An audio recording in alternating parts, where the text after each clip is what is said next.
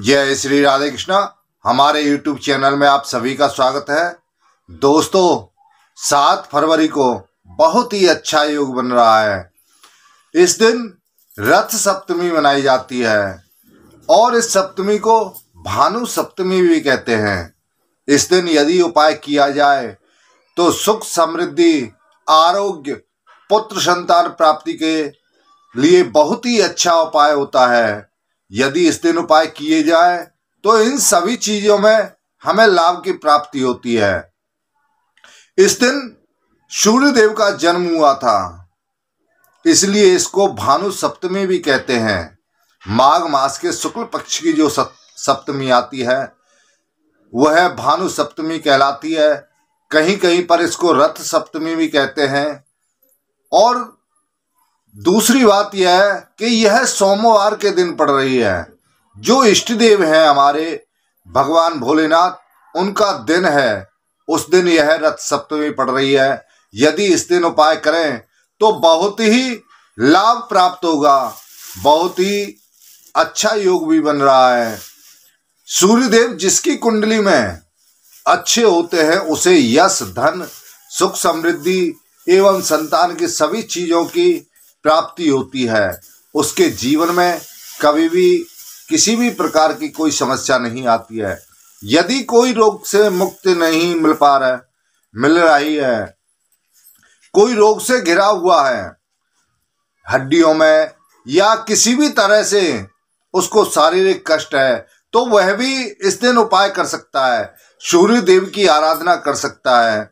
अपनी नित्य क्रिया से निवृत्त होने के बाद में स्नान करने के पश्चात में हो सके तो माघ का महीना चल रहा है, किसी तीर्थ स्थान में स्नान करें या गंगा जी में स्नान करें। यदि वहां पर आप नहीं जा पाते हैं किसी भी कारणवश या आपसे गंगा जी दूर है, तो गंगा जल अपने स्नान वाले पानी में मिला करके उससे स्नान कर सकते हैं। उससे स्नान करने के पश्चात में आपको सूर्य देव की आराधना करनी है। यदि आप सूर्य देव से अपने कोई रोग का निवारण चाहते हैं तो सूर्य देव के मूल मंत्र का आप जाप करें। जितना हो सके उतना आप जाप करें। कल सप्तमी सुबह 4:37 से प्रारंभ हो रही है और 8 फरवरी तक सुबह 6:15 तक यह रहेगी।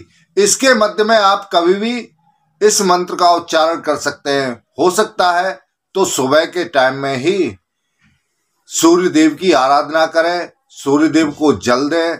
जल में ध्यान रहे, आपको थोड़ा सा गुड़ डालना है और आपको सूर्य को अर्घ देने ऊपर जाना है। और ध्यान रहे कि जो अर्घ आप दे रहे हैं उसका जल पृथ्वी पर नीचे ना आए, क्योंकि यदि पृथ्वी पर आता है, नीचे आता है तो वह नालियों में जाता है। आपका किया हुआ जो भी कार्य है वह निष्फल हो जाता है।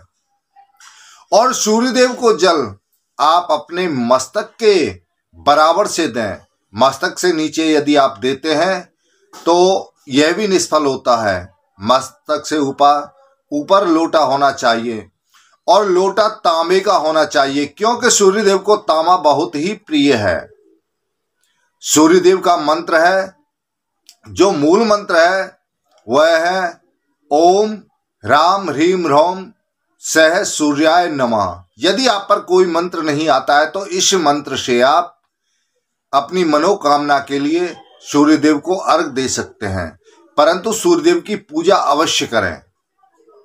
उनको जितना हो सके उतने लाल चीज अवश्य चढ़ाएं और उनको हल्दी भी बहुत ही प्रिय है, उनको हल्दी भी चढ़ाएं।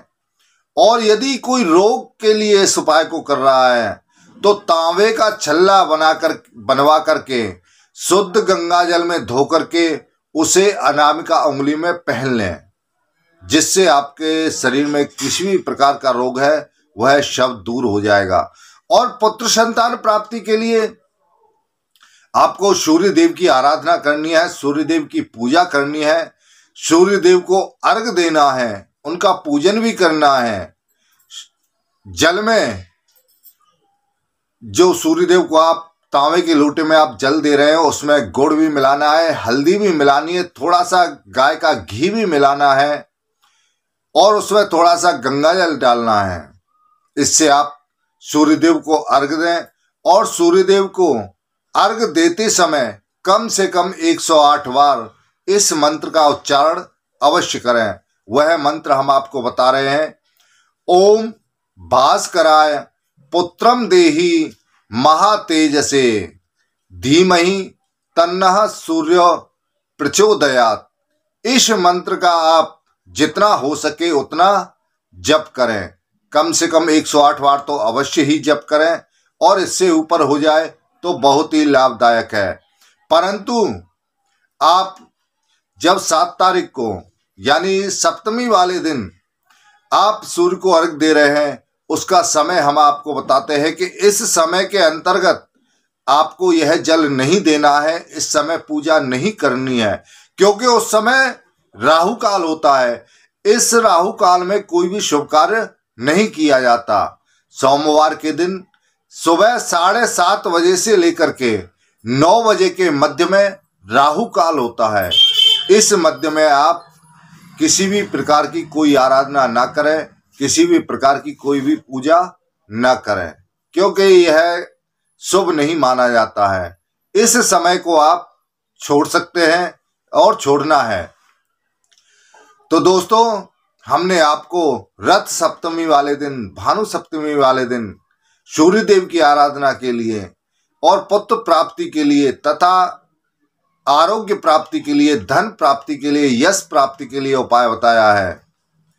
और यदि किसी पर कोई मंत्र नहीं आता है, कोई निष्काम के लिए कर रहा है या कोई और किसी कार्य के लिए कर रहा है, तो जो मूल मंत्र हमने आपको बताया है उसको आप कर सकते हैं।